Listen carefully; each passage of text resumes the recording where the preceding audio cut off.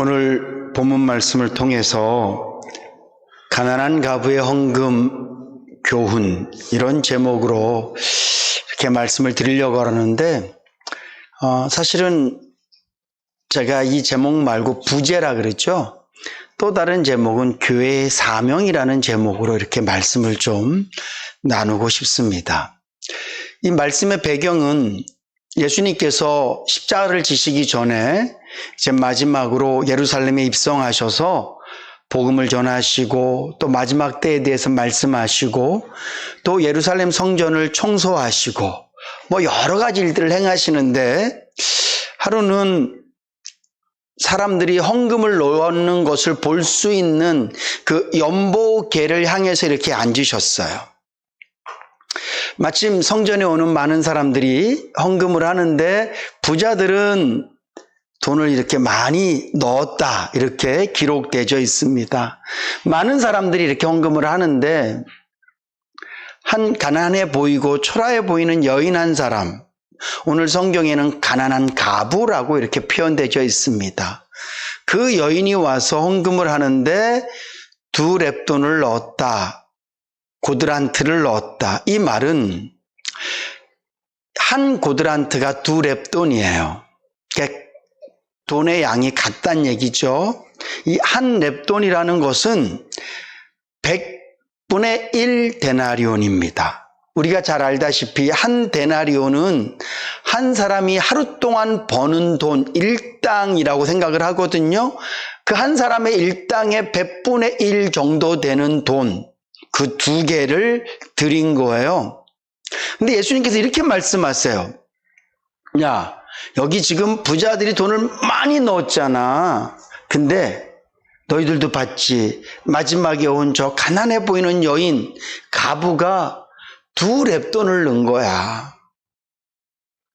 지금 뭐 우리 돈으로 표기하면 한 2,000원 정도 이렇게 넣은 거예요. 한 끼 식사도 하기 어려운 정도의 돈을 넣었는데 주님은 이렇게 말씀하세요. 야, 저 여인이 제일 많이 넣었다?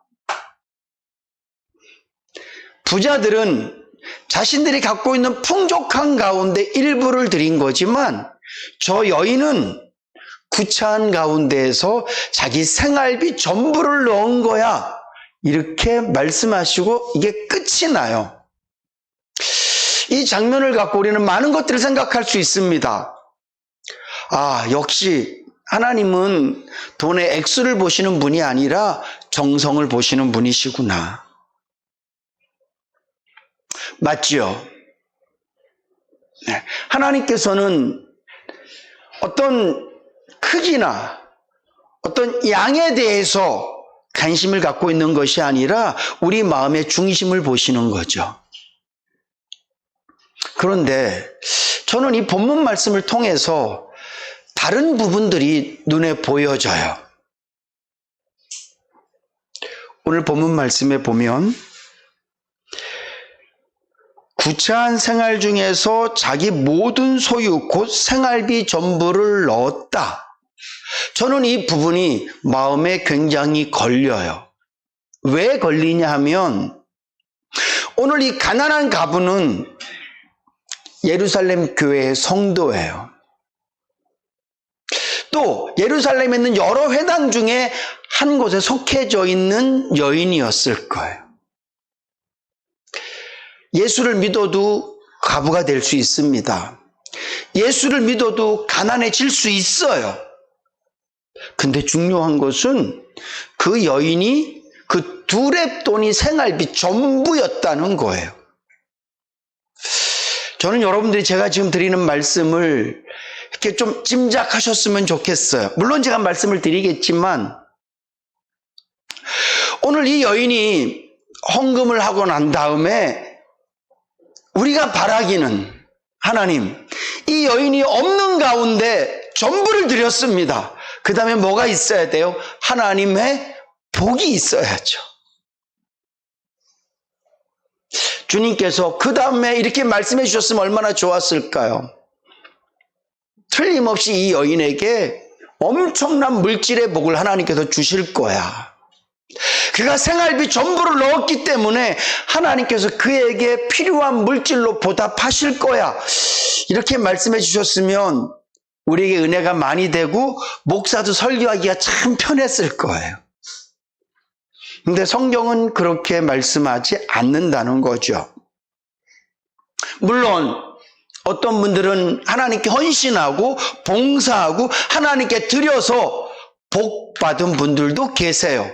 다시 말씀드리지만 복이라는 가장 중요한 정의는 하나님께서 주신 것이 복입니다. 그래서 정말 내 전부를 하나님께 드렸을 때 하나님께서 불쌍히 여기시고 물질의 복을 주셔서 물질의 복 받은 사람들도 많아요. 어쩌면 이 예루살렘에도 그 당시에도 하나님 아버지 앞에 최선을 다해서 섬김과 봉사를 다해서 건강의 복을 받거나 물질의 복을 받은 사람도 있을 거예요. 근데 오늘 본문 말씀에 나오는 이 가난한 여인은 그 복이 보장되어 있지 않다는 거죠. 그리고 또 중요한 것은 그 여인이 드리는 헌금이 두렙돈인 게 중요한 게 아니라 그 여인의 전부였다는 게 저는 굉장히 중요하다고 생각을 해요. 무슨 얘기냐 하면 교회에 오늘 말씀해 보니까 헌금을 많이 넣는 부자가 있었습니다. 예루살렘 교회의 재정이 굉장히 괜찮았어요. 근데 중요한 것은 여전히 그런 교회 안에 두렙돈이 생활비 전부였던 여인이 있었다는 거예요. 저는 우리 교회가 이런 교회가 되지 않기를 원합니다. 하나님께서 책임지시고 하나님께서 도우시고 하나님께서 함께 하시는 분들이 계세요. 물론 내가 어렵고 힘든 것이 계속해서 지속되어진다고 해서 하나님 날 안 사랑하시고 날 안 도우시고 나와 함께 하지 않으신다는 그런 의미는 아닙니다. 그렇지만 때로는 하나님께서 역할 분담을 다르게 하실 때가 있단 말이죠. 하나님께서 직접 역사하셔서 그분께서 물질을 주기도 하시고 건강을 주기도 하시지만 어떤 경우에는 교회에게 맡겨진 경우가 있다는 거예요. 저는 오늘 예루살렘 교회가 이 교회 안에 두렙돈이 빵 하나 큰 거 하나 살 만큼의 돈도 안 되는 그 두렙돈이 생활비 전부인 여인이 그대로 있다라는 것 자체가 교회의 문제라는 거죠. 오늘 이 말씀 읽기 전에 예수님께서는 말씀하세요. 야, 서기관들, 제사장들, 걔들이 무슨 짓 하는 줄 아니? 40절 말씀입니다. 저희는 가부의 가산을 삼키며 외식으로 길게 기도하는 자니 그 받는 판결이 더욱 중하리라. 교회에서 하나님 말씀을 가르치고 하나님 말씀을 연구하고 설교하고 교회 지도자들이 하는 것은 가난한 자들의 가산을 삼킨다는 거예요. 가난한 자들이 있으면 도울 생각을 하는 것이 아니라 그것마저도 빼먹으려고 한단 말이죠. 예루살렘 교회가 그 성전 안에 그 수도 없이 수북히 쌓이는 헌금들이 가난하고 외롭고 집신 자들을 도울 수 있는 물질로 쓰임받는 것이 아니라 이미 배부르고 이미 넉넉하고 이미 차고 넘치는 제사장들과 서기관들에게 보탬이 되는 물질이 되고 있다는 거예요. 교회는 그런 것이 아닙니다. 교회는 마땅히 돌보고 희생하고 사랑하는 것이 교회인 줄로 믿으시기 바랍니다. 사랑하는 성도 여러분, 우리 교회에도 어려운 이가 있을 수 있습니다. 힘든 이들이 있을 수 있습니다. 하나님께서 우리의 기도대로 그의 어려운 가정 형편을 정말 도우셔서 하나님이 나에게 물질의 복을 더하시는구나. 그렇게 느낄 수 있고 그렇게 체험할 수 있다면 더 이상 바랄 게 없겠지요. 그런데 하나님께서는 아직 우리들에게, 물론 개개인들이 나는 그런 경험이 있습니다, 이런 고백이 있을지 모르지만 여전히 우리 안에는 힘들고 어려운 이들이 있습니다. 그럴 때 교회가, 우리 교회는 재정이 그렇게 부족한 교회는 아니야 라고 얘기할 것이 아니라, 우리 교회는 필요한 것이 있으면 언제든지 살 수 있고 쓸 수 있는 그 정도는 돼 라고 고백할 것이 아니라, 우리 교회가 우리가 함께 예배드리는 자들 가운데, 우리와 함께 사랑을 나누고 있는 자들 가운데 어려운 이들은 없는가 돌아보고, 하나님의 사랑이 그들에게 우선 전달되어질 수 있도록 사랑에 힘쓰는 교회가 건강한 교회고 하나님께서 기뻐하시는 교회인 줄로 믿으시기 바랍니다. 저는 우리 재정부원들이 그런 일에 더 눈을 크게 뜨셨으면 좋겠습니다. 우리 성도들 가운데 어려운 분들은 없으신가? 더 많이 보셨으면 좋겠어요. 혹시 우리 성도들 가운데 정말 생활비가 부족한 분들은 안 계신가? 돌아보셨으면 좋겠어요. 누군가 한 끼 식사를 위해서 내일 끼니를 걱정하는 이는 없는가? 돌아보셨으면 좋겠어요. 그리고 우리 성도들 모두가 마치 꺼진 불도 다시 보자, 이런 표어가 있는 것처럼 우리 성도들 가운데 정말 어렵고 힘든 사람은 없는가? 또 생각해보고 또 돌아보고, 그래서 예루살렘 교회처럼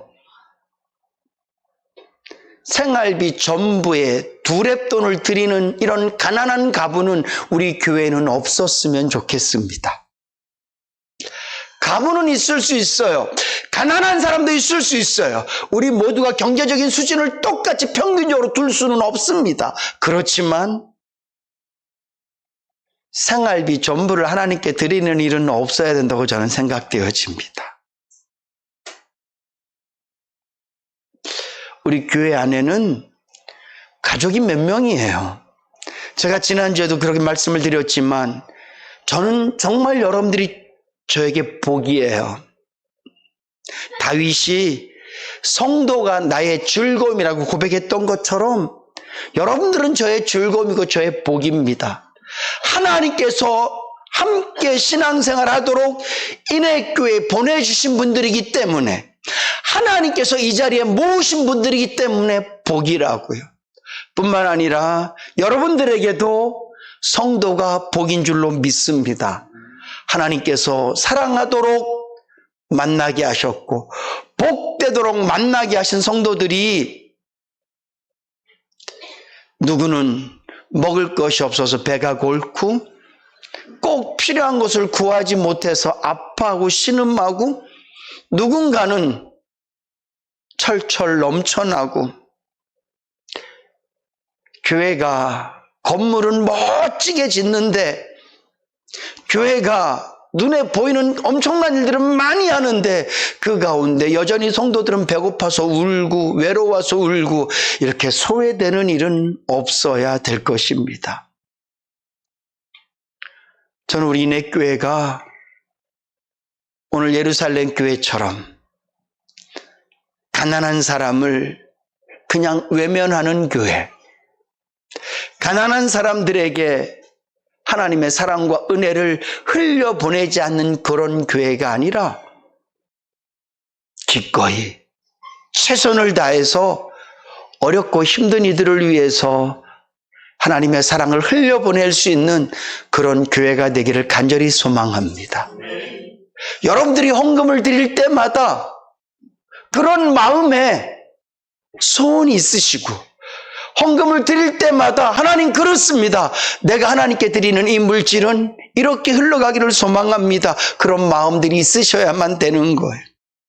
오늘 예루살렘 교회 부자들은 자기들이 내는 것에만 관심이 있었어요. 내가 얼마를 내고 있고 내가 어떻게 하고 있고, 여러분, 하나님 앞에 드려지는 것은 감사함으로, 겸손함으로, 쓰여지는 것은 더 어렵고 힘든 이들을 위해서 아름답게 쓰임받는 것. 이게 진정한 교회의 사명인 줄로 믿습니다. 뿐만 아니라 이 교회에는요, 물질이 어려운 사람들만 있는 것이 아니라 관계에 어려운 이들도 있습니다. 저는 교회에서 나는 왕따를 당한다, 그랬을 때 그게 과연 교회인가? 라는 생각이 듭니다. 다른 사람은 있을 수 있어요. 나는 좀 이렇게 많이 모이는 거 좀 힘들어하고, 제가 그런 사람 중에 한 사람이에요. 저는 남자분들은 다 아시겠지만 군대에서 3초간 함성을 해보지를 못했어요.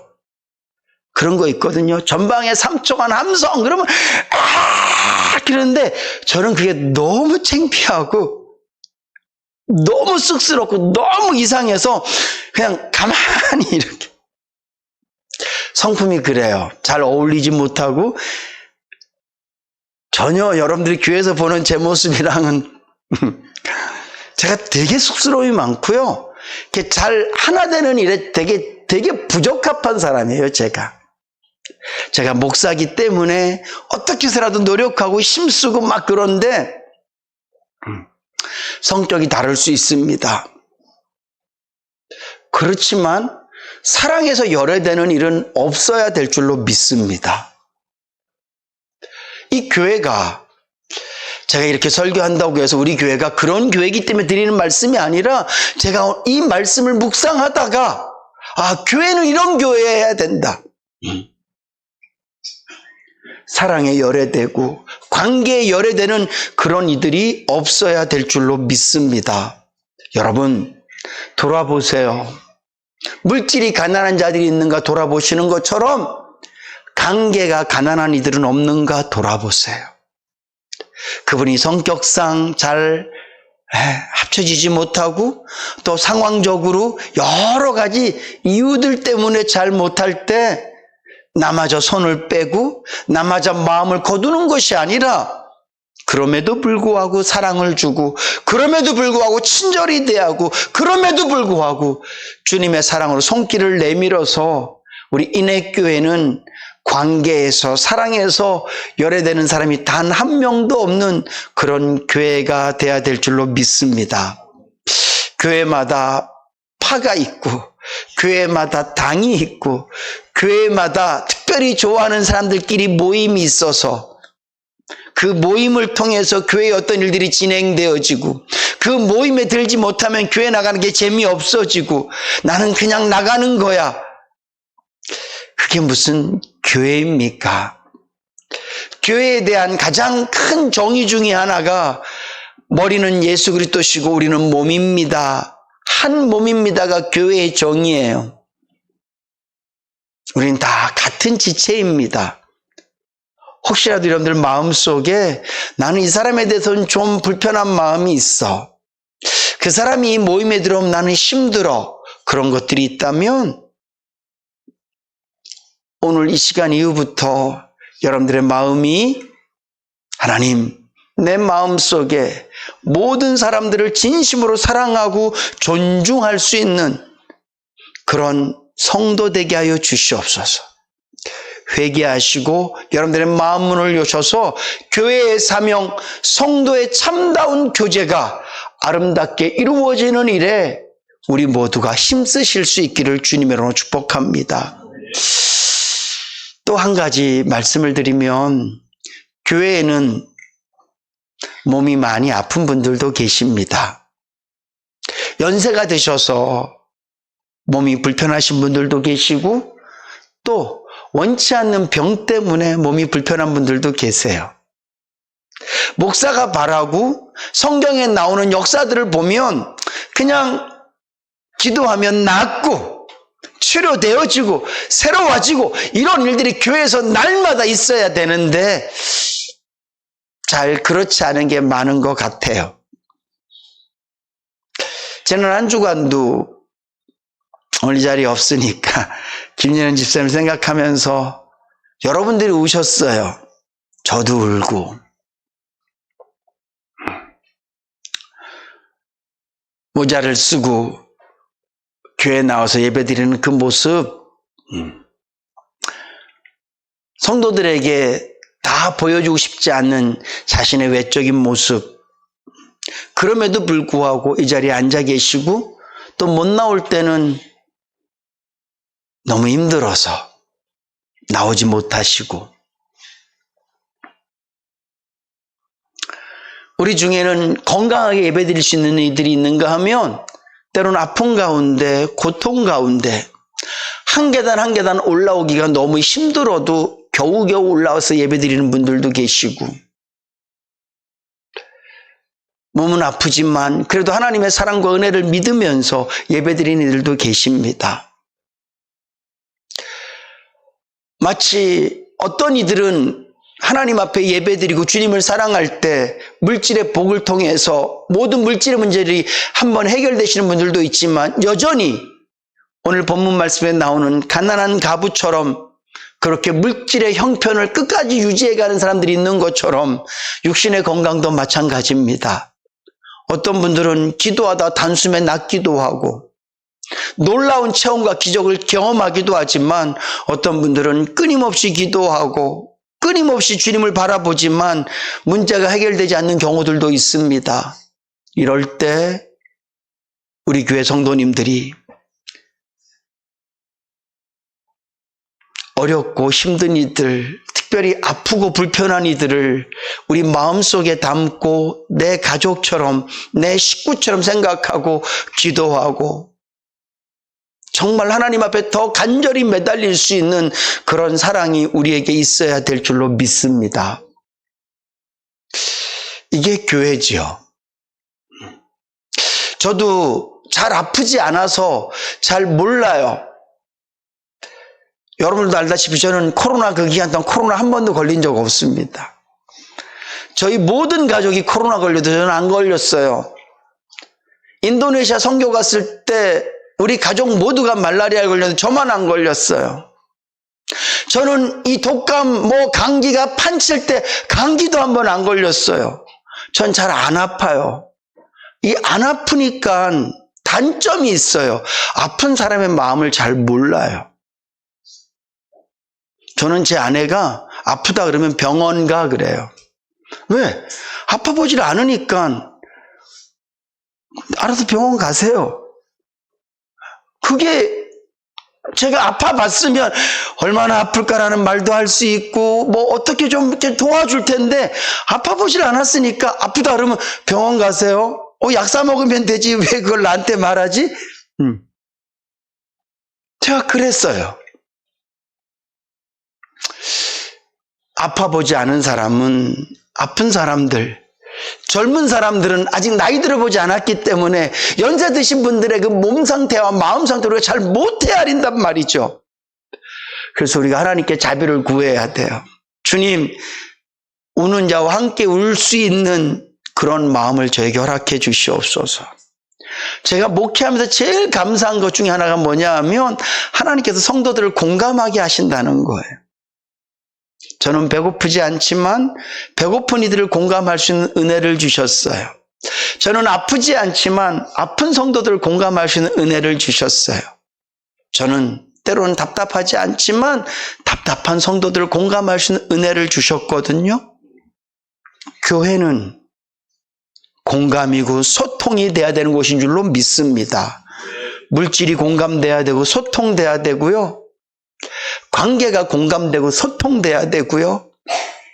누군가 아픈 분이 있으시다면 그것이 마치 내 아픔인 것처럼, 내 자녀의 아픔인 것처럼 우리가 함께 공감하고 위하여 기도하고 하나님의 은혜를 끝까지 구해서, 오늘 이 여인이 가부라는 사실은 벗어날 수 없지만 도움의 손길은 받아야 돼요.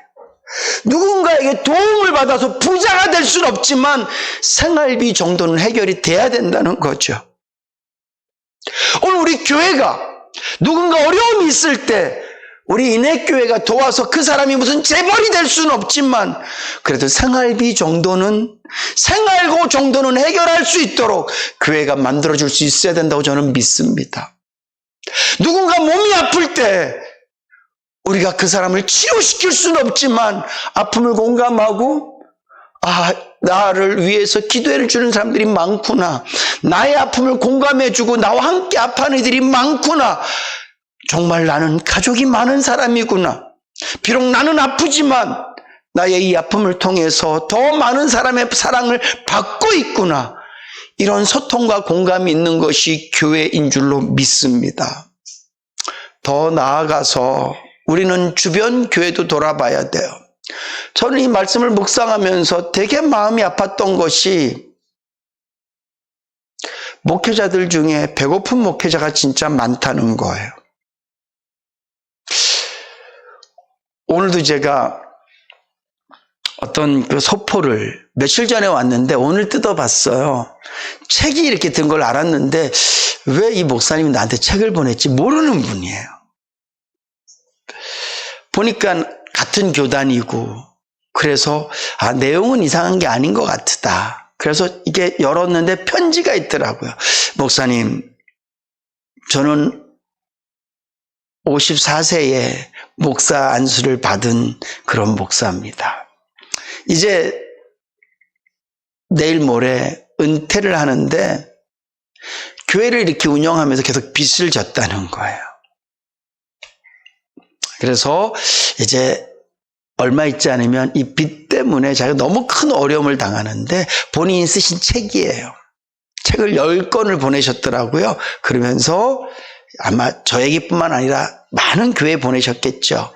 같은 교단 주도책을 보고 10만 원만 이렇게 보내주시면 제가 마지막까지 목회를 아름답게 잘 마무리할 수 있을 것 같습니다. 편지를 이렇게 받았어요. 저는 눈곱만큼도 의심하지 않습니다. 저는 보내드릴 거예요. 당연히. 이게 한국교회 현실이라고요.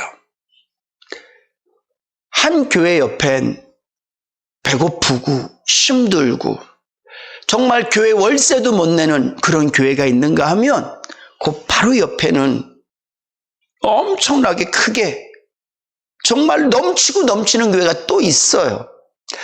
큰 게 나쁜 게 아니고 작은 게 불쌍한 게 아니라, 제가 마음이 안타까운 것은 우리 다 똑같은 하나님의 자녀잖아요. 다 주의 복음을 전하는 교회잖아요. 그랬을 때 왜 배부른 목회자가 배고픈 목회자가 보이지 않을까? 하나님이 도우실 거예요. 기도하세요. 저도 그랬어요. 저도 그렇게 어려울 때가 있었습니다. 제가 그렇게 어려울 때 기도하고 하나님께 매달리고 금식해서 하나님께서 우리에게 부어주신 겁니다. 당신도 그렇게 하세요. 근데 왜 그 생각은 못할까요? 하나님께서 당신에게 부어주신 것은 당신 이후에 어려운 자들을 돕도록 하기 위해서 부으셨다는 생각을 왜 못할까요? 저는 우리 인해교회는 그렇게 큰 교회는 아니지만 언제든지 우리 교회 성도들뿐만 아니라 우리 교회 주변에 어려운 이들이 있다면 도울 수 있는 교회였으면 좋겠습니다. 교단이 좀 다르면 어떻고 좀 다르면 어때요? 그렇지만 정말 누군가 어렵다면, 혹시 여러분들 중에 아시는 목사님이 정말 어렵습니다, 이분은 정말 신신하신 분이신데 진짜 어렵습니다, 그런 분들 있으시면 말씀해 주세요. 우리 교회가 돕고 싶습니다. 도와야 됩니다. 우리가 분기마다 재정보고를 하지 않습니까? 그래서 참 감사한 것은 부족하진 않아요. 넉넉하진 않지만 우리 장로님들이 참 고생하시고 성도님들이 참 여러 가지를 애써주셔서, 그런데 혹시라도 주변에 어려운 교회가 있다면 우리가 마땅히 도와야 될 줄로 믿습니다. 제사장들이 멋진 옷을 입고 큰 사거리에 두 손을 들고, 하나님, 나에게 이렇게 복을 주셔서 감사합니다. 주님이 뭐라고 말씀하세요? 네가 입은 옷이 가난한 가부들이 낸 헌금으로 지어진 옷이다. 그런 얘기예요. 가부들의 가사를 먹었다 이 말을 하지 않나요? 부자들이 하나님께서 주신 복으로 이렇게 내가 부자가 됐습니다. 헌금을 보여요. 근데 그들의 눈에 가난한 자들은 보이지 않아요. 목회자들 눈에 교회에서 단돈 1,000원 헌금도 내기가 어려운 성도들은 보이지 않는다고요. 헌금 많이 내고 목사한테 잘하고 밥 사주고 목사한테 충성하는 사람들은 눈에 잘 보이는데 오늘도 1,000원 한 장 내면서 주님 이게 나에게 얼마나 큰 건지 주님 아시죠? 눈물 흘리며 주님께 헌신하고 그 몸이 아픈데도 헌신하고 연세 높으셔서 정말 교회 한 칸 한 칸 올라오기도 힘든데도 같이 예배드리는 연세 높으신 분들 눈에 안 들어온다니까요. 건강하고 충성하고 봉사하고 일 잘하는 사람들은 목사 눈에 늘 반짝반짝 보이고 그 머릿속에 언제나 있는데 교회 안에서 힘없고 부족한 사람들은 목사 마음이 없어져가는 이 안타까운 현실. 여러분, 우리네 교회는 저는 그런 목사, 그런 교회 되어지지 말아야 될 줄로 믿습니다.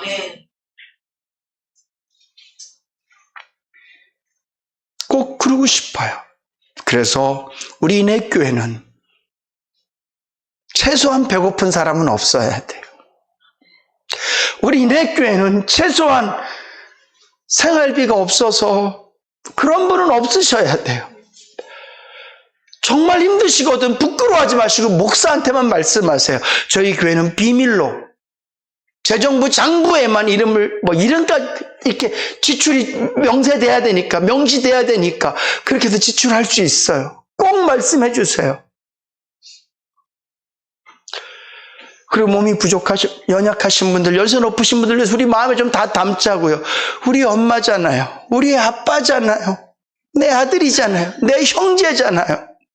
나 건강하다고 그러지 마시고 연약한 지체들 꼭 가슴에 품으시고 관계적으로도 좀 소외되고 외면되시는 분들이 있다면 끝나고라도 집에 가서 전화도 좀 주시고 좀 사랑을 좀 많이 표현해 주세요. 이게 교회잖아요. 또한 우리 교회는 이내 교회 하나로 교회가 전부라고 생각하지 않습니다. 우리도 부족하고 연약하지만 주변에 어려운 목회자들, 어려운 교회들이 있다면 기꺼이 도울 수 있는 교회, 그런 교회가 돼야 될 줄로 믿습니다. 오늘 본문 말씀 2렙돈을 생활비 전부인데 하나님께 드렸던 이 가난한 가부의 이 이야기를 통해서 저는 교회의 사명을 다시 한 번 더 깨닫습니다. 가난할 수도 있고 가부일 수도 있지만 그것이 생활비 전부가 돼서는 안 된다는 것 꼭 명심하셔서 우리 교회가 모든 면에서 함께 나누고 베풀 수 있는 그런 복된 교회 되실 수 있기를, 교회의 사명을 능히 감당해내는 교회 되기를 주님의 이름으로 축복합니다.